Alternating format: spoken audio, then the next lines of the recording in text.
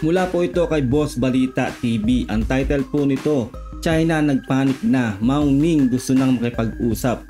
Nilaglag si Sen Amy Marcos, palalayasin ni PBBM. Kung hindi ka pa po nakasubscribe sa akin channel, please subscribe para ma-update ka kapag po naglalabas po tayong ito reaction video. Ilalagay ko rin po sa description ang link ng video po ni Boss Balita TV para po makapag-subscribe po kayo sa kanyang channel. Simulan na po natin itong reaction video ko na to. Let's do this. Chinese Foreign Ministry Mao Ning sinabing di totoong susugod si China. Nilaglag nito si Senator Amy. Ayon sa Chinese Foreign Ministry, hindi totoong sinabing aatake daw si China. Hindi totoong 25 missile nakatutok na, sabi ni Senator Amy. Babalang hindi daw ito gagawin sa atin ng China. Willing daw silang makipag-usap, wag daw sanang ginugulo ni Senator Amy. Dahil imbis kasing siyang pumipigil sa paglala, siya pa daw tong nananakot, lalong mas pinapalala ni Senator Amy. Nako. Ayan na nga bang sinasabi natin, no, talaga pong i-deny talaga ng China, no, yung sinasabi po ni Sen Amy na may mga 25 missiles na nakatutok po sa atin sa Pilipinas. Nako, hindi po natin alam kung sino po nagsasabi po ng totoo dito, kasi po alam naman po natin na ang China po ay bulaan po talaga yan, no, mula sa pool. At yun nga po, no, kayo na pong bahala kung sino pong paniniwalaan nyo. At para sa akin lang po, no, wag na po tayong maniniwala sa mga pro-China na Pilipino. Kasi po tayo po ay Pilipino, dapat po tayo po ay sama-sama pong lumalaban po dito sa mapanakot na China na to. At talaga pong lahat po talaga ng sinasabi po nila ay taliwas po sa kanilang ginagawa. Kaya wag po tayo maniniwala sa lahat po ng sasabihin ng China tungkol po sa atin.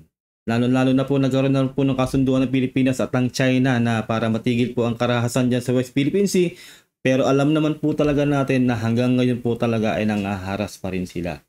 Iba po yung latest po, no, 7 barko po ng China ay talaga po nangharas po sa ating 2 barko dyan sa West Philippine Sea. Kahit po na meron na po talagang kasunduan. Kaya po hindi po talaga natin dapat pagkatiwalaan ng China at yung mga pro-China po sa ating bansa.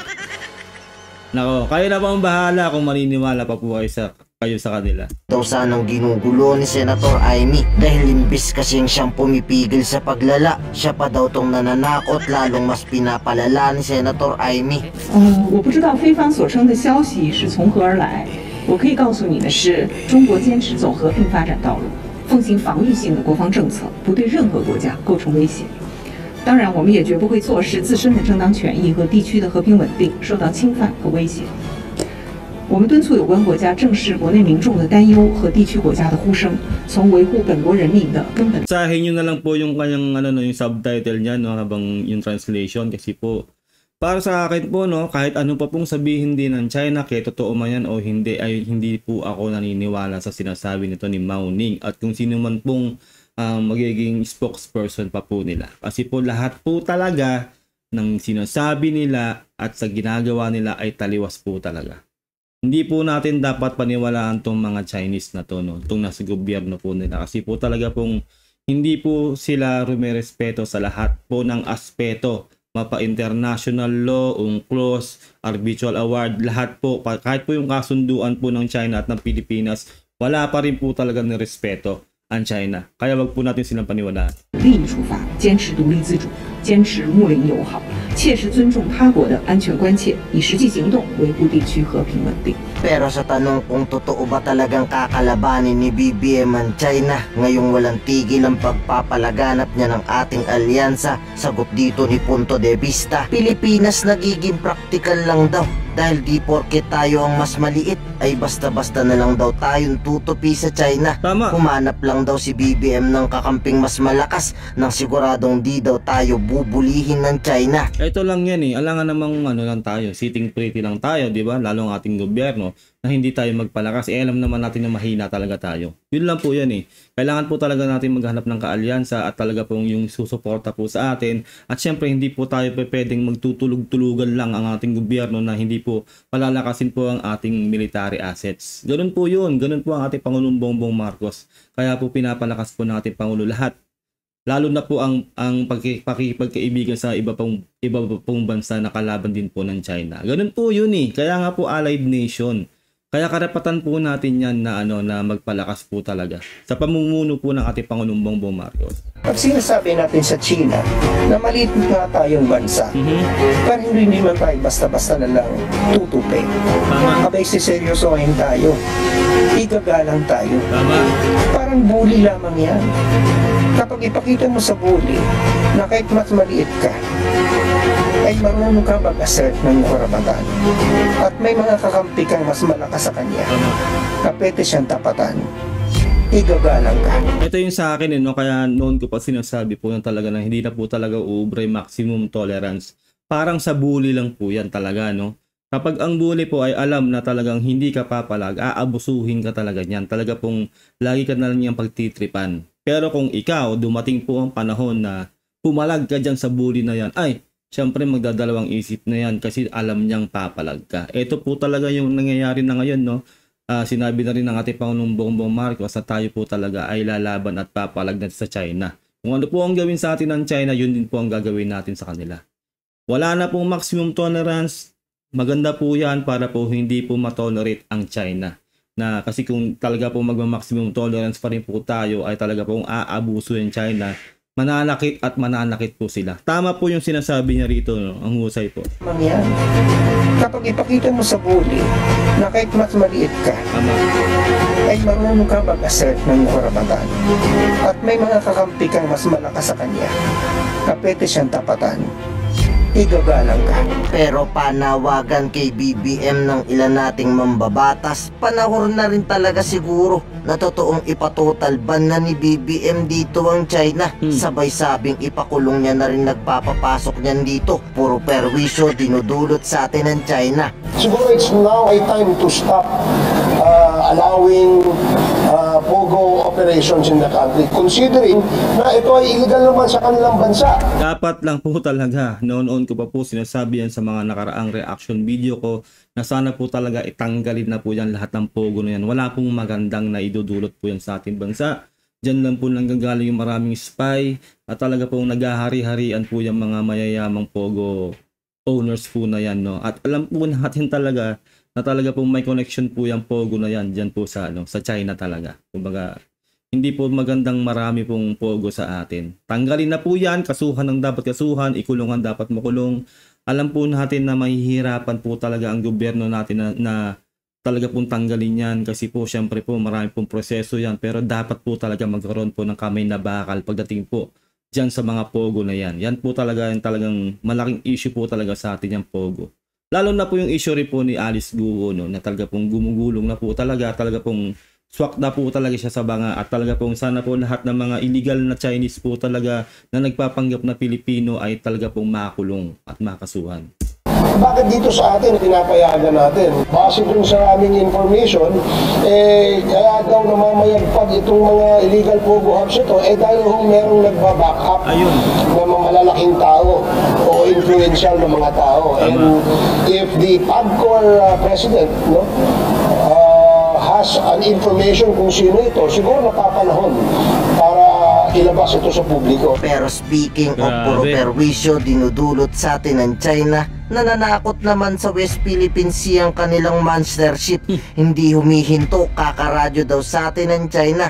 Ini-intimidate daw nitong PCG. Nananakot porke mas malaki ito sa BRP Teresa Magbanwa. Ay yung sinasabi natin na kahit anong gawin natin kasunduan dyan, magsasayang lang tayo lahat ng effort, laway, resources, no? Nakipagkamay-kamay pa lahat pa ng pero wala po talaga. Sayang lang po yung effort para makapag-usap sa China. Wag na po sanang ulit gagawin yan ng ating gobyerno kasi po wala po talagang saysay yan. Kasi kahit po may kasunduan na po talaga, ayan pa rin po talaga sila dyan sa West Philippine Sea. At nang i-intimidate po talaga po nang-display po talaga sila ng napakalaki nilang barko na yan, no? Para po matakot ang Pilipinas. Pero syempre, sa pamumuno po ng ating Pangulong Bongbong Marcos ay hindi po uubra yan. Pero sana po talaga, wag na pong kausapin ang China. Wala pong saysay yan kasi po wala po silang nire-respeto. Mula sa pool po, UNCLOS, Arbitral Award, lahat po talaga international law. Ang ating EEZ, ating teritoryo talaga, tinitrespass nila, tayo pa yung mali, 'di ba? Wala po silang saysay kausap. No, lahat po ng sinasabi po nila sa kanilang media o sa kanilang mga spokesperson ay maling-mali po o sinasabi nating fake news po talaga. Kasi po lahat po ng sinasabi po talaga nila ay taliwas sa ginagawa nila diyan sa West Philippine Sea. Kabaliktaran po talaga. Kaya wag na po tayo magtitiwala diyan sa mga Chinese na yan, diyan sa gobyerno po nila na yan. Kasi po maling-mali po talaga ang kanilang ginagawa sa atin. Pero hindi sila natakot sa master ship. Hindi tayo hihinto. Yes. Nakipagsagutan pa sa master ship ng China. The monster ship was deployed in Skoda Shoal is to intimidate ang ating 9701. Alam naman natin na for more than 60 days now, almost more than 2 months, no? Na na-sustain ng Teresa Magbanwa ang presence niya rito sa Skoda Shoal. China Coast Guard 5901 within the vicinity waters of Sabina Shoal. This is Philippine Coast Guard vessel BRP Teresa Magbanwa, MRRB 9701. You are within the Philippine Exclusive Economic Zone. What is the intention of your small boat? Over. Isipin nyo, di ba, teritoryo natin, nandoon sila. No? Wala silang pakundangan. Pero pag tayo daw, no, kahit na hindi nila teritoryo, actually, teritoryo natin yung ating pinag-aanuhan dyan sa West Philippines, eh talaga pong binubuli pa rin talaga tayo. Kaya po hindi po natin dapat pagkatiwalaan ng China. Economic Zone. What is the intention of your small boat? Over. Vessel 5901 within the vicinity waters of Sabina Shoal. This is Philippine Coast Guard vessel BRP Teresa Magbanwa. You are sailing within the Philippine Exclusive Economic Zone. What is your intention? Over. Ngayon ikaw, bilang Pilipino, ano ang masasabi mo at reaksyon sa balitang ito? Mag-iwan ka ng komento sa ibaba at atin pong babasahin isa-isa. Ayun na po, no, atin po nagawa ng reaction video. Magandang video po na to ni Boss Balita TV. Ilagay nyo na nga lang po sa comment section ng inyong saloobin, no, kung sino po ba nagsasabi ng totoo kay Sen Aimee at sa China.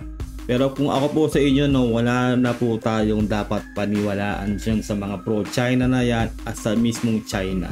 Kasi po lahat po ng mga sinasabi nila ay kabulaanan lang. Maniwala na lang po tayo sa ating gobyerno at sumunod po tayo sa ginagawa po ng ating gobyerno. Suportahan po natin ang Pangulong Bongbong Marcos kasi po tayo po talaga ay palag-palag na po sa China. Palakpakan po natin yung ating Pangulo at ang ating gobyerno po ngayon na talaga po masigasig po sila na magpalakas po, no, para po mapahanda po tayo kung sakasakali man po saan po man aabot ang sigalot po na to between China at ang Pilipinas. Ayun na po, no, sana po nagustuhan nating reaction video. Don't forget to subscribe, like this video, share. Until next time, God bless and peace out. Bye.